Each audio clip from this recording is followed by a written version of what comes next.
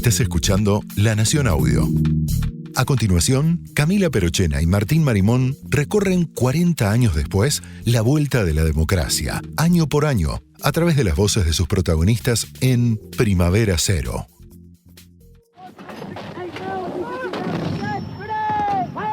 El 14 de junio de 1982. Las tropas argentinas se rindieron en Malvinas después de ofrecer una durísima resistencia en el combate de Puerto Argentino. 649 argentinos y 255 británicos murieron en la guerra. La gente estaba enojada con el gobierno militar y la derrota abrió las puertas a la transición democrática. En el primer episodio de esta historia vamos a recorrer esos meses finales de 1982, marcados por la derrota militar y por la crisis política de la dictadura. Fueron meses cruciales en los que se gestó el inicio de la democracia en nuestro país. Bienvenidos a Primavera Cero, un podcast de La Nación y la Universidad Torcuato Di Tella que recorre la historia de la democracia argentina. Yo soy Camila Perochena. Y Martín Marimón. Porque con la democracia no solo se vota, sino que también se come, se educa y se cura. Luz que baña mis sentidos, donde todo empiece a ser real. Y hoy podemos todos dar gracias a Dios. La casa está en orden y no hay sangre en la Argentina. Señores jueces, quiero renunciar expresamente a toda pretensión de originalidad para cerrar esta requisitoria. Quiero utilizar una frase que no me pertenece, porque pertenece ya a todo el pueblo argentino. Señores jueces, nunca más. Silencio en la sala. Silencio.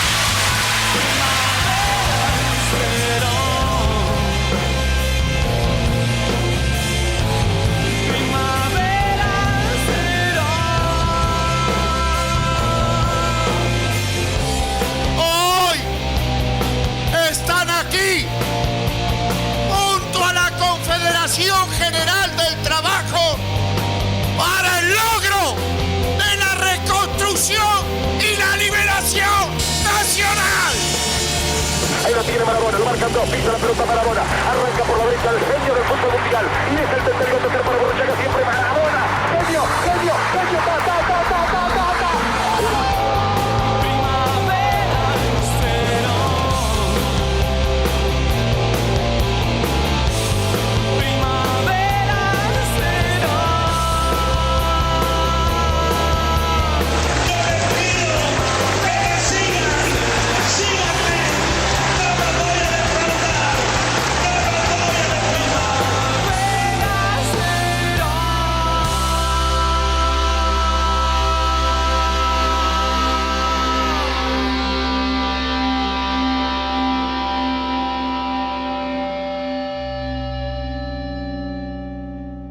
Al día siguiente de la derrota en Malvinas, Leopoldo Galtieri, presidente del gobierno militar, salió a hablar en cadena nacional.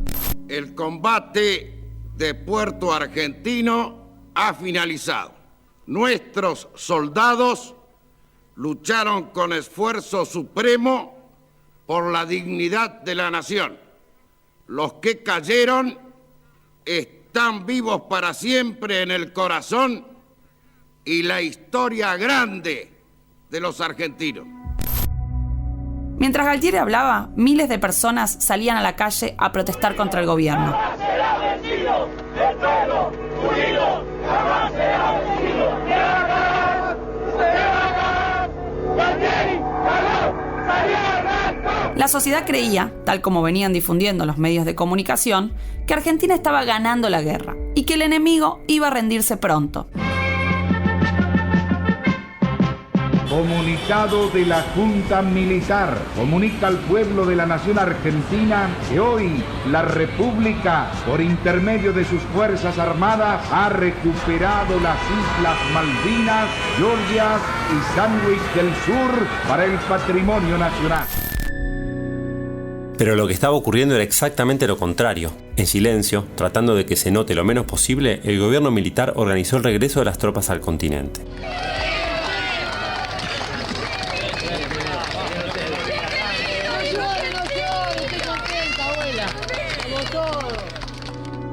Así lo recuerda Martín Balsa, entonces teniente coronel al mando de una unidad de artillería. Cuando llegamos Primero llegaron los soldados y todo, los recibió el ejército en el anonimato, de noche. Nosotros llegamos un mes después, pues tuvimos 15 días en San Carlos y 15 días en un buque. No nos recibió nadie. En Puerto Madryn, cuando desembarcamos, habían prohibido a civiles ir a recibirnos. ¿Por qué traer a los soldados y oficiales en el más absoluto ocultamiento? Para los militares representaban un símbolo de su fracaso. El gobierno se había dado cuenta rápidamente de que la derrota en la guerra era un golpe tremendo para la dictadura.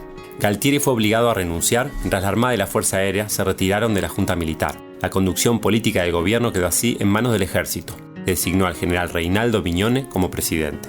Al asumir, Pignone anunció que en 1984 se iba a traspasar el poder a un gobierno civil. Era el inicio de la transición, la hora cero de la democracia. Si bien la derrota en Malvinas fue el principio del fin de la dictadura, en realidad el descontento con los militares venía incubándose desde hacía más tiempo. Así nos lo explicó la historiadora Marina Franco, investigadora del CONICET y la Universidad Nacional de San Martín. Pero sí hay una mirada bastante cristalizada, bastante simplificada, que dice que después de la guerra de Malvinas empezó la transición y que a partir de ese momento fue el momento cero, es decir, que todo cambió. Fue el momento en que la dictadura se derrumbó, los militares perdieron todo el poder, la sociedad argentina descubrió los crímenes dictatoriales y la sociedad argentina abrazó la causa de los derechos humanos. Yo creo que todo eso es una gran simplificación por muchas razones. La primera, y tal vez la más importante, es que la transición empezó mucho antes de Malvinas. Es decir, que todos los temas que estallaron visiblemente después de Malvinas están completamente instalados antes. Ya forman parte de la discusión pública y política, y que además, y esto tal vez es clave, el clima social ya era completamente antidictatorial y antimilitar en el año 81. Es decir, en el año 81 estalla una gran crisis económica, se hace evidente el fracaso político de la dictadura, se hace evidente el fracaso económico, empieza a hablarse de los crímenes represivos y hay una gran ebullición cultural que pone en evidencia el malestar con la dictadura, un malestar social completamente expandido, de una manera completamente capilar. Entonces yo diría que la transición empezó en el año 81. Pero después sí es cierto que la guerra de Malvinas, que forma parte de la transición, yo creo que se la podría pensar al revés. Es decir, la guerra de Malvinas existió porque ya estábamos en el proceso de transición. Es decir, es el último manotazo de las Fuerzas Armadas por recuperar algo de la legitimidad que habían perdido en ese proceso de transición. Malvinas fue entonces el golpe final para unas Fuerzas Armadas que venían siendo cuestionadas desde el año 1981. Esos cuestionamientos se iban multiplicando. En los medios de comunicación eran cada vez más frecuentes las voces críticas. Los sindicatos activaron sus jornadas de protesta cada vez más intensas. Las organizaciones de derechos humanos, encabezadas por las madres y abuelas de Plaza de Mayo, iban ganando peso y difusión. Tota Guede, madre de Plaza de Mayo, recuerda la primera marcha de la Resistencia, realizada un 10 de diciembre de ese año. La primera marcha de Resistencia, yo estuve también ahí. Fue terrible esa marcha de Resistencia. Éramos muy poquitas madres adentro de la plaza, la vallaron toda la plaza. Y los periodistas dijeron, si las madres resisten esta noche, se va la dictadura, se termina la dictadura. Resistimos a todas las madres esa noche. Nos abrieron todos los regadores de la plaza, ¿viste? Del agua, que se cruzan, no podíamos caminar. Era diciembre, si hubiera... Por ahí nos quedábamos igual si era en agosto, ¿viste? Para darle la contra, pero todas empapadas, no podíamos ir al baño porque no podíamos salir de ahí, estaba todo vallado, no nos partían la reja para salir. Así que estábamos enjauladas ahí un poco un grupo de madres. La policía, la plaza llena de policía con perros. Todos los bancos que había cerca de la pirámide estaban ocupados por los policías y los perros. Cuando no se sentaban los policías, ponían todos los perros arriba de los bancos, para que nosotras no nos sentáramos. Las que estábamos cansadas. ¿Sabés lo que hacíamos? Levantábamos una pierna, la teníamos así parada, bajábamos esa pierna para descansar. Pero nos quedamos toda la noche y todo el día, 24 horas ahí, resistimos. La gente empezó a traernos cosas para tomar, porque todo lo que teníamos estaba mojado. Lo habíamos llevado galletitas, lo que llevaban para comer, todo mojado, y resistimos. Para poner frenos a esos cuestionamientos que crecían, el gobierno militar imaginó la Guerra de Malvinas como una iniciativa que permitiría recuperar la legitimidad perdida. Pero, como vimos, al final sucedió lo contrario. La decepción ante la derrota se volvió un acelerador que exacerbó las tensiones. Las violaciones a los derechos humanos se estaban volviendo una realidad muy visible, y la opinión pública y la sociedad en general adoptaron una actitud de oposición a los militares. Además, todos aquellos sectores sociales estratégicos que los habían apoyado, los abandonaron. La iglesia, empresarios y sectores políticos conservadores. Ahí lo que sucede es algo que yo llamé la defección. Es el momento en que todos los sectores de poder que habían sostenido la dictadura en el 76, 77, 78, deciden que la dictadura no funciona más como sistema de poder y le sueltan la mano a las Fuerzas Armadas. Y desde luego esto, pues la guerra de Malvinas va a ser absoluto. Las Fuerzas Armadas estaban derrotadas y sin apoyos. Habían perdido toda autoridad y credibilidad. Se inició así una transición por colapso, con unas Fuerzas Armadas muy debilitadas. Si bien intentaron concertar algunos temas, los partidos políticos no lo aceptaron. Esto fue muy diferente a lo que pasó, por ejemplo, en Chile o Brasil, donde las Fuerzas Armadas impusieron una serie de condiciones y limitaciones a los gobiernos civiles entrantes. Acá habían perdido una guerra y no estaban en condiciones de negociar nada. Generalmente miramos esos meses con el diario del lunes. Sabemos que llegó la democracia, que los militares fueron juzgados. Pero esos meses entre el fin de la Guerra de Malvinas y el llamado a elecciones a mediados de 1983 estuvieron llenos de incertidumbres. Era una transición, aunque no era del todo claro, hacia qué ni por qué caminos. Estaba claro que se estaba saliendo de una dictadura, pero no estaba claro hacia dónde estaba yendo el proceso político. En el sentido de que eran procesos muy inciertos, con un altísimo nivel de conflicto, con un altísimo nivel de indefinición de cómo iba a ser la escena posterior, porque en la mayoría de los casos las Fuerzas Armadas conservaban mucho poder. Entonces no estaba claro que lo que viniera después fuera un régimen democrático, abierto y de un funcionamiento con plenas libertades y renovación de candidatos políticos, etc. ¿Cuáles eran los temas que dividían a la sociedad y a la política en esa hora cero de la democracia? Dos eran los principales. ¿Qué iba a suceder con las denuncias sobre violaciones a los derechos humanos y cómo sería el proceso político rumbo a las elecciones? Hoy vamos a conversar sobre el primero. Para el segundo tema, espera el próximo episodio. Las violaciones a los derechos humanos por parte de las Fuerzas Armadas habían empezado a tener mayor visibilidad desde 1978. Muchos de los secuestros o asesinatos se habían cometido a la luz del día.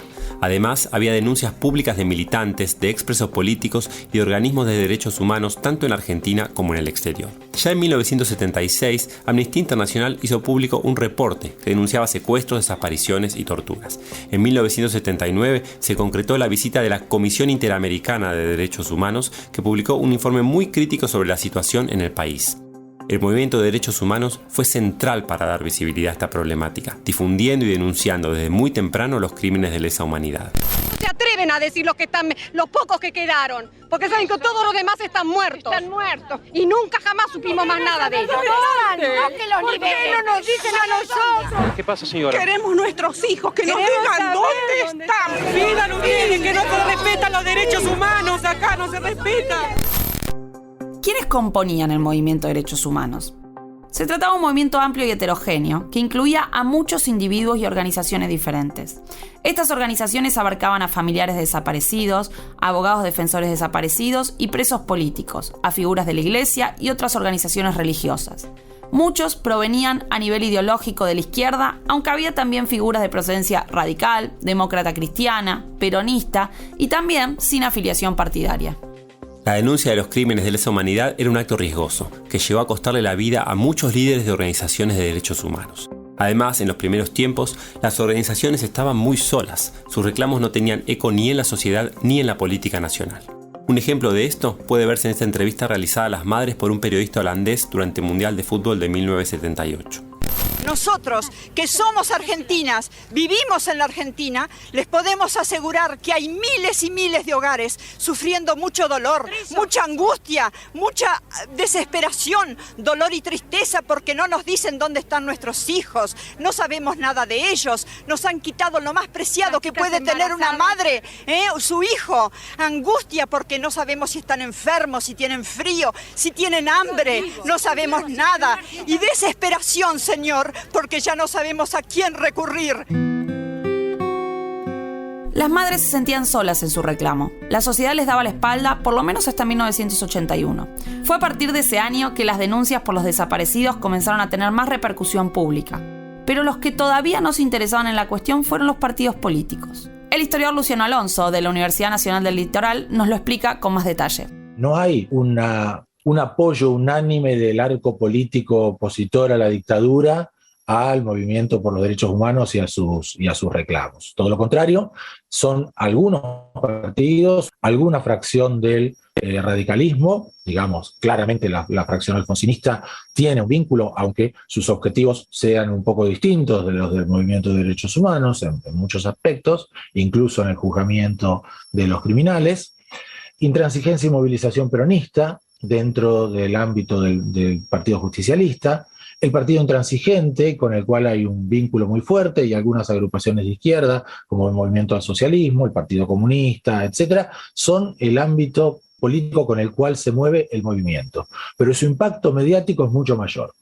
Tiene también una presencia muy fuerte en las calles, y eso, magnifica lo que podríamos llamar el impacto externo, o sea, el impacto del movimiento en la agenda política. Como vemos, las organizaciones de derechos humanos estaban creciendo en su capacidad de movilización y protesta, y los crímenes de la dictadura eran un tema ya bastante conocido para 1982. ¿Qué cambió luego de la guerra? Esta información está disponible en la prensa, y está disponible en el año 80, está disponible en el año 81. Lo que cambia en 82-83 es la predisposición social a creer esa información. ¿Por qué socialmente y políticamente es creíble esa información? Porque hay tanto desprestigio de las Fuerzas Armadas, tanto malestar antimilitar, que de repente esa información empieza a cobrar credibilidad, visibilidad, escucha, etc. El primer dato es que es la prensa más liberal, conservadora, pero más liberal, la que empieza a cuestionar las violaciones a los derechos humanos, justamente porque es profundamente liberal y no tolera la violación de libertades. En ese sentido es, por un lado, el Buenos Aires Herald, en inglés, históricamente es el diario que más había denunciado la represión, pero bueno, un diario en inglés con una circulación muy acotada, y por otro lado, el diario La Prensa. Más visibilidad y, sobre todo, más credibilidad. Esos eran los nuevos datos clave después de la guerra. Junto con ello, se estaba dando un cambio al interior de las organizaciones de derechos humanos, por el gran protagonismo que estaban empezando a tener las madres de Plaza de Mayo. Para 1982-1983, dentro del abanico de agrupaciones defensoras de los derechos humanos, que es bastante amplio, empiezan a destacar por sobremanera madres de Plaza de Mayo y abuelas de Plaza de Mayo. Y ahí hay un elemento interesante. Las agrupaciones que se van conformando, tanto al interior como al exterior del Estado Nacional durante el periodo dictatorial, son mucho más amplias que madres y abuelas, tienen una gran diversidad. De hecho, Madres de Plaza de Mayo, al final de la dictadura, solamente existe en Capital Federal, o sea, en la ciudad de Buenos Aires, y en algunas pequeñas localidades como Neuquén, Concordia, y alguna otra más. Hay alguna versión que es Madres de Desaparecidos de Tucumán, en Tucumán, que no tiene vínculo con Madres de Plaza de Mayo, porque ese formato, en general, no ha reemplazado todavía las regionales de familiares. Familiares es la agrupación de, digamos, aquellos que están vinculados consanguíneamente o digamos por afinidad con personas desaparecidas, que mayor extensión tiene en el territorio nacional. Para 1982-83, en cambio, la presencia de Madres de Plaza de Mayo en los medios de comunicación se torna dominante. De hecho, en el interior se suele identificar a personas que forman parte de familiares como integrantes de madres. Y un elemento característico, como es el pañuelo blanco, también es utilizado por las madres que integran familiares, por ejemplo, en Santa Fe, en Rosario, en Córdoba, en distintos lugares. Entonces, Madres de Plaza de Mayo adquiere un protagonismo muy fuerte y a su vez concita la adhesión de varias agrupaciones políticas. Bajo el impulso de todas estas organizaciones, con madres a la cabeza, la cuestión de los desaparecidos irrumpió en la opinión pública con mucha más fuerza que nunca antes. En octubre de 1982, un grupo de familiares denunció la existencia de una fosa común con 400 cadáveres no identificados en el cementerio de Granburg, en el Gran Buenos Aires. En los meses siguientes aparecieron otras fosas en diversos cementerios del país. Se empezaron a hacer marchas cada vez más multitudinarias, donde se reclamaba por el destino de los desaparecidos y los niños apropiados. Esta presión social fue forzando al gobierno militar a dar alguna definición en torno a esta temática. En abril de 1983 los militares emitieron un documento en el que plasmaban su versión de los hechos.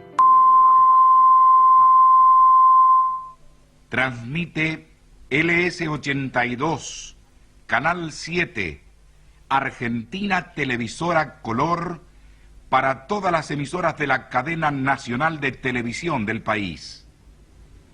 A continuación, se dará a conocer el documento final de la Junta Militar sobre la guerra contra la subversión y el terrorismo. ¿En qué consistía este documento final? Y es la supuesta respuesta que toda la sociedad estaba esperando de parte del gobierno y de las Fuerzas Armadas. En esa supuesta respuesta, las Fuerzas Armadas lo único que hacen es no dar ninguna información, no dar ninguna explicación y decir que los desaparecidos deberían considerarse muertos y que si hubiera que hacerlo, lo volverían a hacer.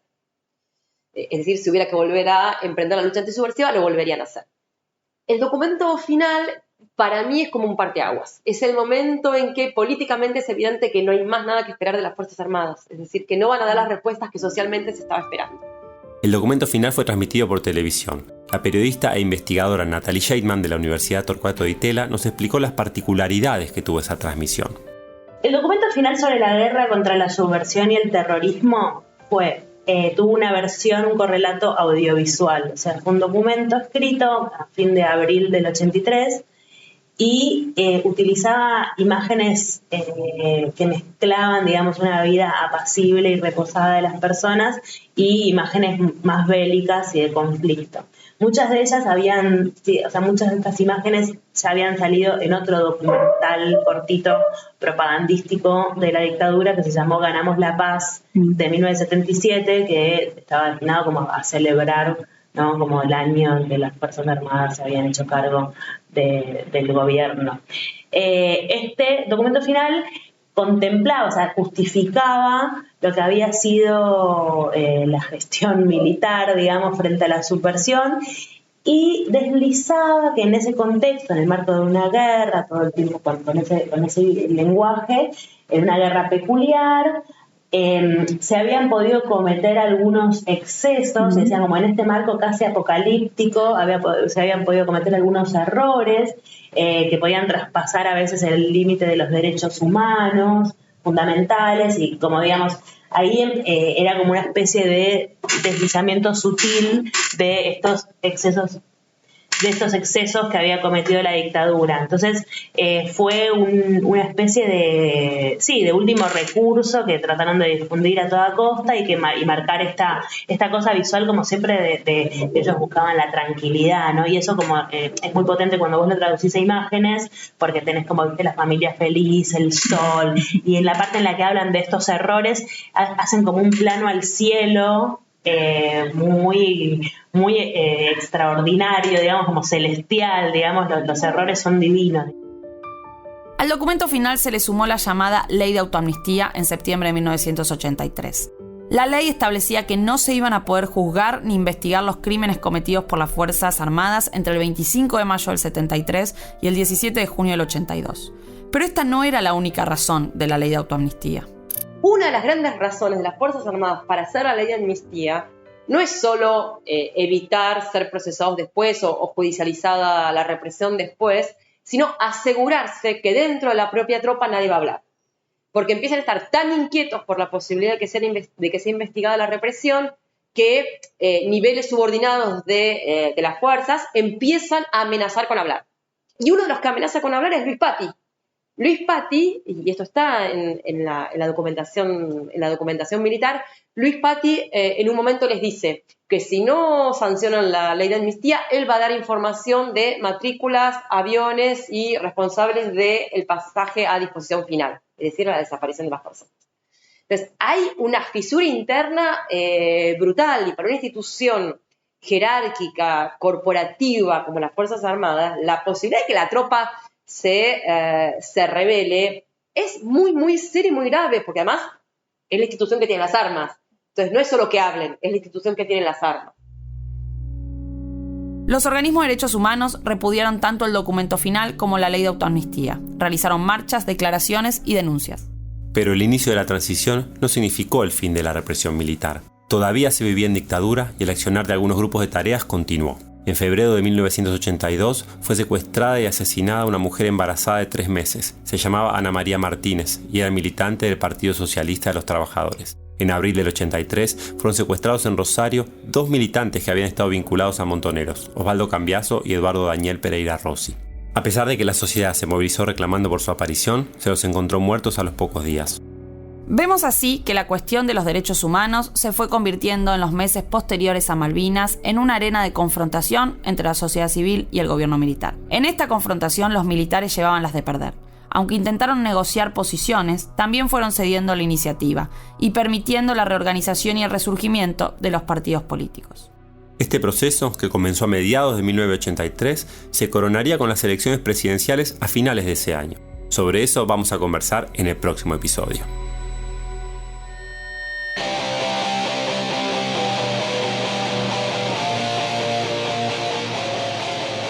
Agradecemos a Martín Balsa, Marina Franco, Carmen Totaguede, Luciano Alonso y Natalie Scheidman por su participación en el episodio de hoy.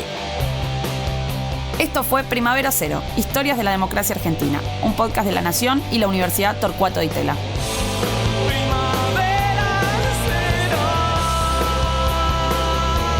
Nos reencontramos en el próximo episodio.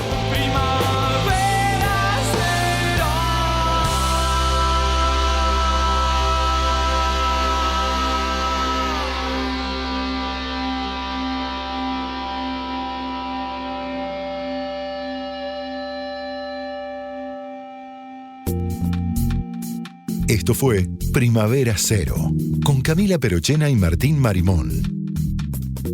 Escucha todo el contenido de La Nación Audio en www.lanacion.com.ar/podcast. Sumate para no perderte ningún episodio. Estamos en Spotify, Apple Podcast, Google Podcast y en tu reproductor de podcast favorito.